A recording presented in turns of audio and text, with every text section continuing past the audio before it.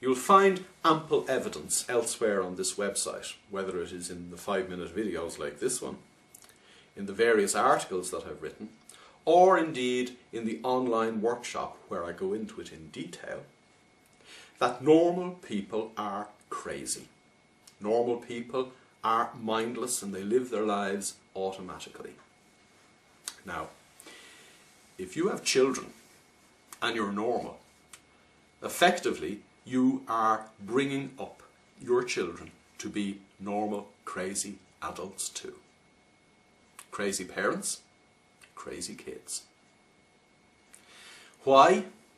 Because even in the little throwaway remarks that you make to your children, in a mindless, normal state of mind, you are giving them their impression of the world, how it works, their place in it, and what they're capable of, and what they're not capable of.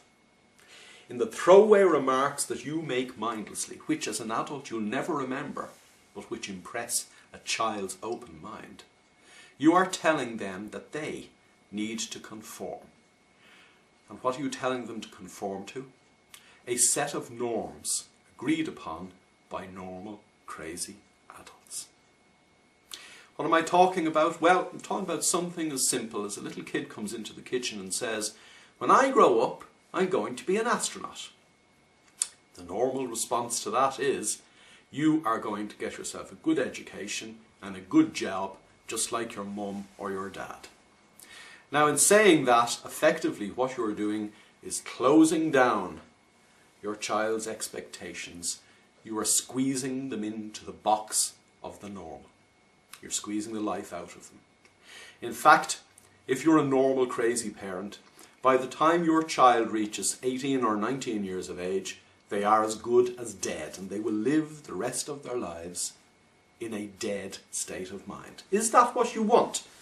Is that why you brought your children into the world? Surely it's not what you want if you claim to love your children.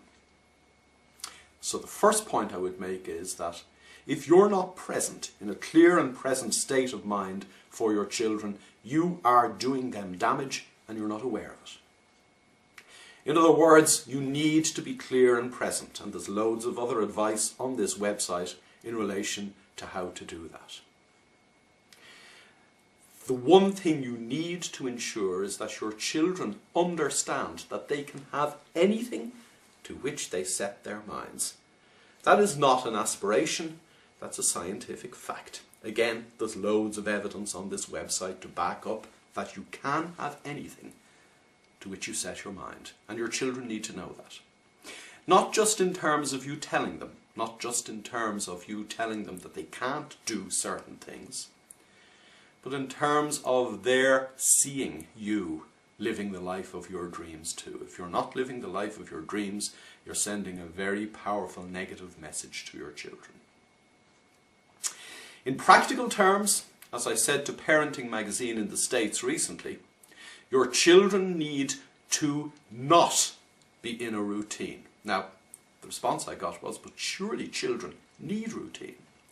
Now, I'm not suggesting for one moment that a child gets up on a Tuesday morning and says, I went to school yesterday, so I won't bother going to school today. That'd be routine. We all have to do what we have to do. If you have to go to work in the morning, as most adults do, you have to do it. If you have to go to school, as children do, you have to do it. That's not the kind of routine I'm talking about breaking. I'm talking about breaking the routine of doing simple, repetitive tasks the same way all the time. In other words, when you sit down to family dinner, assuming you sit down to family dinner, don't sit in the same place all the time. Vary it. Make sure that people, including your children, the whole family, are breaking routine in terms of the little routine tasks they are doing. Make sure, for example, that you ensure that your children brush their teeth differently morning to morning. It only takes a little bit of attention on your part. Indeed, all we're really talking about is attention and paying attention. The point I'm making is that through your actions, through your state of mind, you are creating the future lives of your children. If your state of mind is clear and present, if your actions as a result of your clear and present state of mind are actions rather than normal reactions. This is the evidence, this is the real learning that your children will get to enable them not grow up to be crazy adults, to enable them grow up to live the life that they really want, and indeed to live the life that is best for them. Isn't that, after all, why we bring children into this world?